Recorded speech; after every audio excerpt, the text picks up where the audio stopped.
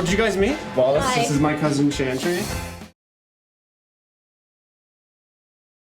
Not so much over fridge magnets. I'm sure I've had like my versions of meet cutes before, but not we haven't done that yet. Fridge magnets, I found tend to descend just very quickly into like how can you write the filthiest thing with the cleanest words. So that's the game we ended up playing on set, I think. Yes! Oh, yeah! Thank you for being so gracious in victory. Zoe and I had met once years before, but not for very long. And yeah, I mean, we kind of knew enough of each other in that first meeting, I think, to know we'd enjoy making the film together when we came up for the parts.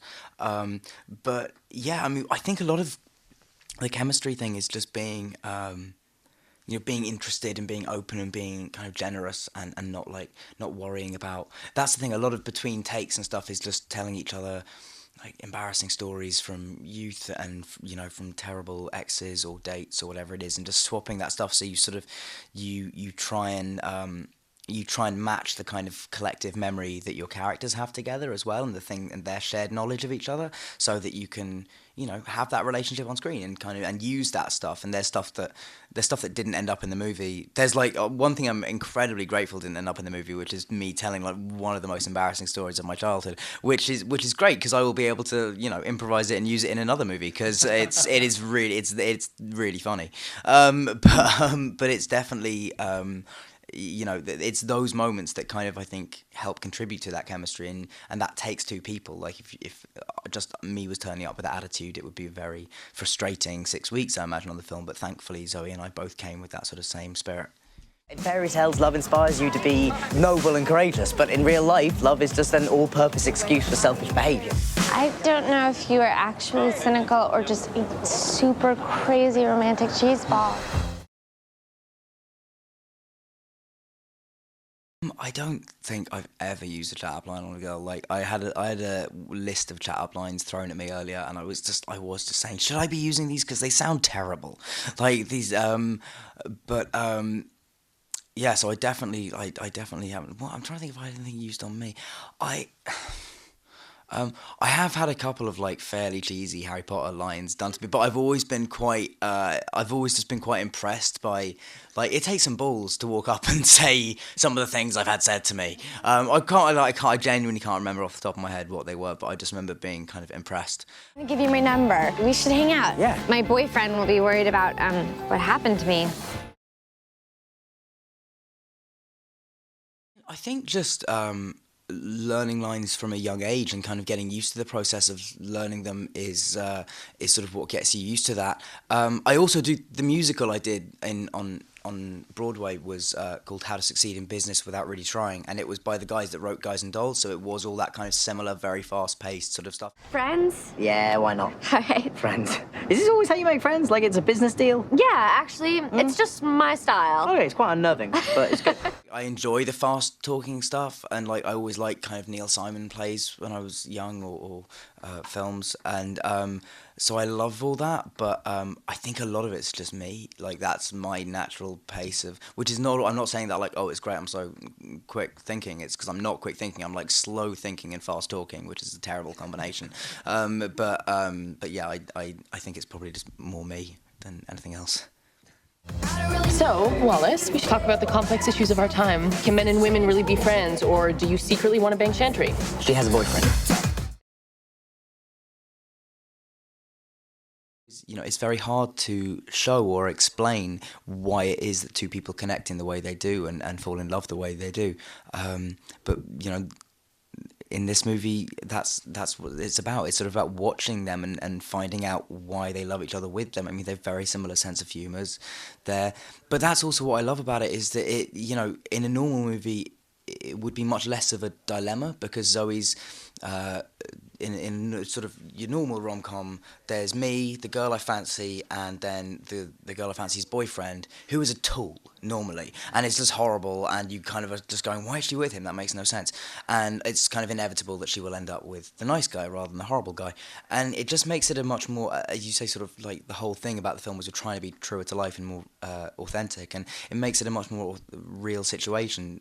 She's not choosing between a bad guy and a good guy. She's got a great relationship. She just happens to be falling in love with somebody else, and that seems a lot more realer and a lot more, to create a bit more dramatic tension.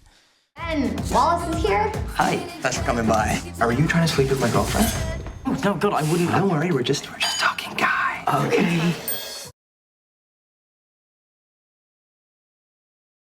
Yes, I mean, like, that's the thing. Like, something really crappy happens to him in this movie, and not something that he provokes or in any way, deserves, really. And we say that, but I think that's, if there's a point to be made about the film, and there's not really, but if there is, it's that, it's about, it's about how silly it is to live in denial of your own feelings, and B, it's, love is complicated and not clean and easy a lot of the time, and but that doesn't make it less valid or less true in terms of your feelings for somebody. Yes, they can. But I'm sure plenty of you have friends of the opposite gender and you have not slept with all of them. So there we have the proof. You can't interact with a woman without sex screwing it up, but I can because I'm a grown-up. And it's so adorable that you really believe that.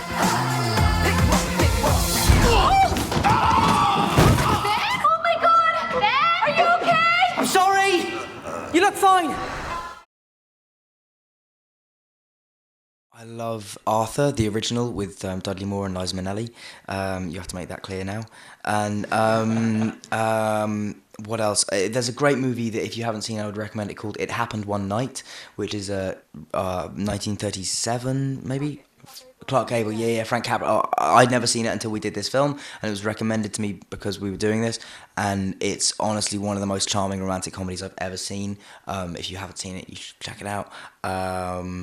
What else? I mean, When Harry Met Sally is like up there. Like, it's amazing, fantastic film. I remember watching that and just being stunned by how funny and clever the dialogue was all at once, without trying too hard to be either.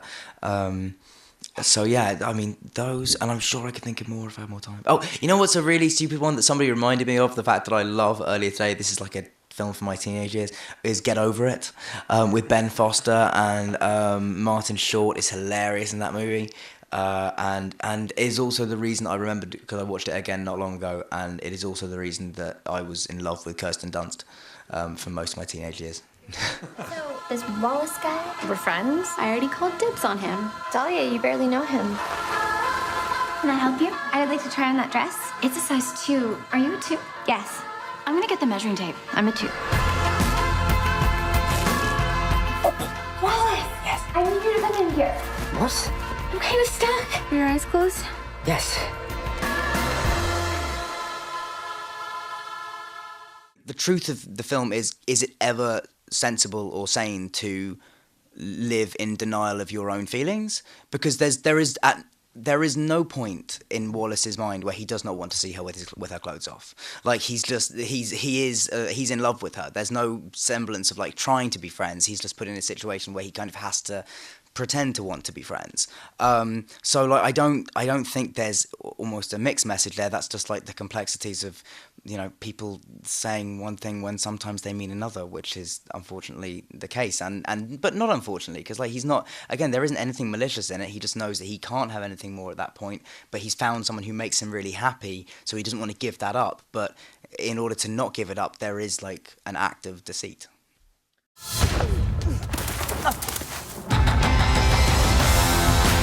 It's very easy to be cynical about love until you've had that instant connection. If you're lucky, it happens once in a lifetime.